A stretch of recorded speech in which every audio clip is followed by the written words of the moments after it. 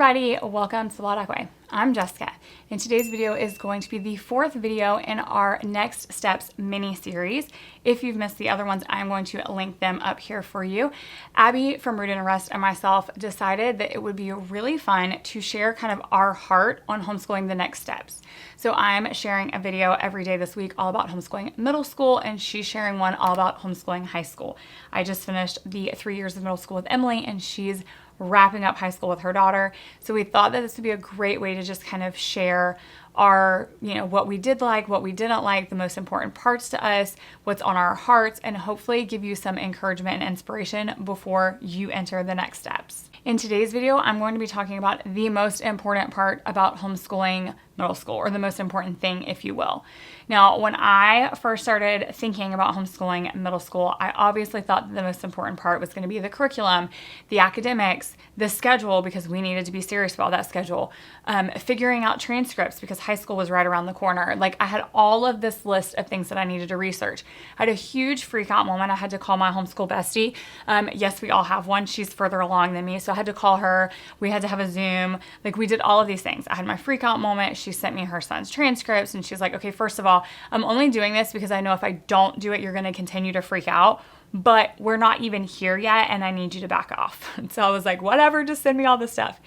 So anyway, after we had a Zoom and she sent me emails and we finally got everything sorted out, I felt better, and I was like, okay, I can do this. I can totally do this. I can get the curriculum. I can do the academics. I can, up my teaching game. I can do all of these things. And I was prepared to do all of the things.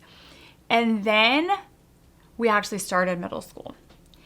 And everything that I thought we were going to be doing and all of the plans that I had were complete and epic fails. Because what nobody told me about middle school is it absolutely should not be about the academics. Like, if you've watched any of my videos, you know this at this point because I have said it over and over and over again because I feel like nobody told me.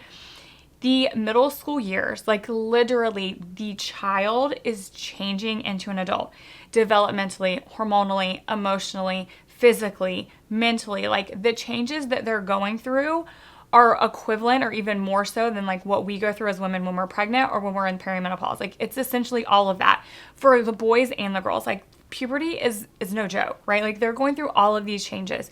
Now, we're giving them huge grace by homeschooling them because they're getting to do it kind of in the privacy of their own home. Like, they're not having to do it in like the public eye in front of hundreds of other kids their age, which is a huge, huge grace. And I reminded Emily of that on a constant basis because I was like, listen, let me tell you, my first, period horror story from when I was in middle school, just so that she knew how good she did have it.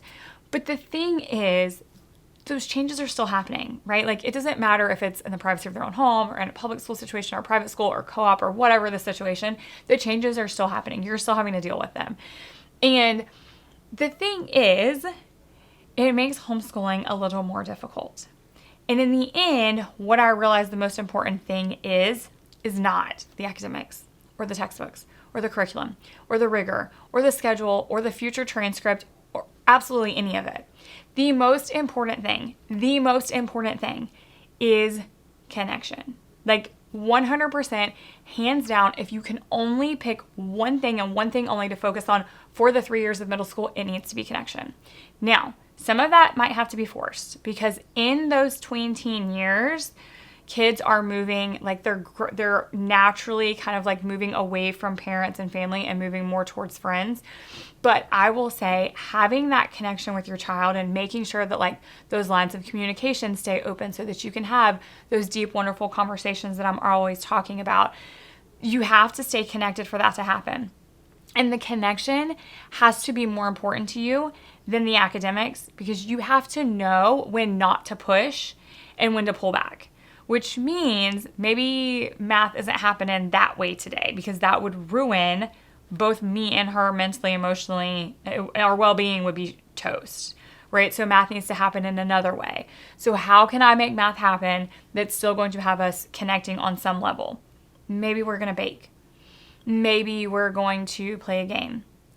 Maybe we're going to, like, I've gone so far as to be like, hey, do you want to help me do my like spreadsheet for the business, which she ate up because it made her feel like she had this really cool responsibility to help me. Right? Language arts. I can't tell you how many times I've like been like, we're going to ditch all of that. Hey, Emily, I just wrote this curriculum. Do you want to proofread it for me? You want to edit it for me? Because let me just tell you, there is nothing that your teenager is going to want more than to be able to pull a red pen and correct you as a parent. Like, that is their dream, absolute dream, to be able to red pen and be like, oh, you've spelled this wrong. That is their dream come true. So that is kind of what we had to do through the middle school years, is find ways to make sure we were prioritizing that connection and still kind of move the needle along in some form or fashion.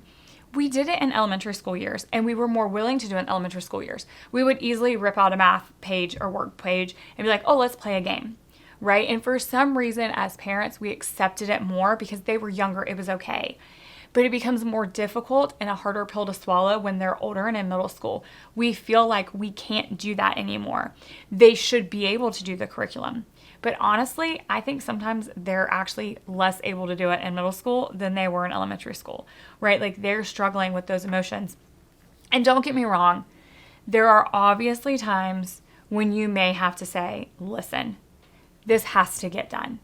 Like, I know you're having a day, and I know that it's been a bad week or whatever, but it has to get done. So what can we do to work together to make this easier? Like, I'm not saying you just, let them skate by forever. But I could tell, because we made sure that we were staying connected, when it was a day that Emily absolutely couldn't versus when it was a day that she just didn't want to. And some days and she didn't want to, fine. It wasn't worth it. Our connection was more important to me, and I'd find another way to go about it. And then there were other days when I would just have to say, listen, it's got to get done today. You can do it now, you can do it later, you can do it before bed, but it has to be done. Like, whenever it gets done, but it has to be this day, whatever it was. But I still will stand on the soapbox all day long until the cows come home. Connection is the most important part of homeschooling middle school. You need those lines of communications open. You need to be able to connect with them. And you need to connect with them however you can connect with them. Because as teenagers, you're not cool anymore. Like, it's not as simple as being like, hey, do you want to play a game? Or just whatever. Because first and foremost, they're probably going to roll their eyes at you. They're probably going to tell you they don't want to play the game. But then when you sometimes make them do it, they will have the most fun that they've ever had. And they'll be like, I forgot how much fun this was. Oh, yeah, I know. You love it. You always have. Like, I can't tell you how many times I've almost had to, force in the best way possible to be like, hey, we're going out, especially even this summer, we're going out to the pool. Well, when we go out, you're going out. I don't want to. I know you don't want to, but you're doing it anyway. And then 20 to 30 minutes after we've been in there and we've played a game or we're floating or whatever, she's like, I'm really glad we did this. I needed this. I know. Right? Or just same thing, like I said, with reading. Sometimes I have to almost be like, you haven't read in a few days. Go pick a book. You want me to pick it for you? Is the reason you're not reading because you have decision fatigue?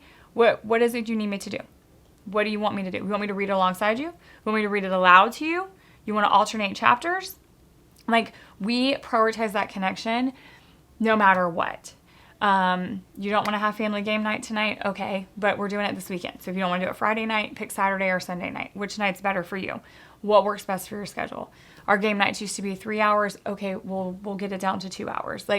Because in the end, they really do still enjoy that time together. They're just not going to ask for it like before, where Emily would be like, I want to have a game night. I want to have a game night. We haven't had a game night in a while. She's never going to say that now as a teenager. But if I put my foot down and I'm like, we're going to do this, 9 times out of 10, she's like, this is really fun. I miss this. Why don't we do this anymore? Like, you guys, teens are weird. They're a little crazy. They're a little kooky. Sometimes you just have to go along with it. You just have to be like, whatever, I know what's best for you, and this is what we're going to do. Just 2 weeks ago, I was like, oh, I'm going to sit down and do this craft. Do you want to do this with me? And she's like, no, I don't feel like it. And I was like, okay. So I sat down and I started doing it, and I had spent 15, 20 minutes doing it.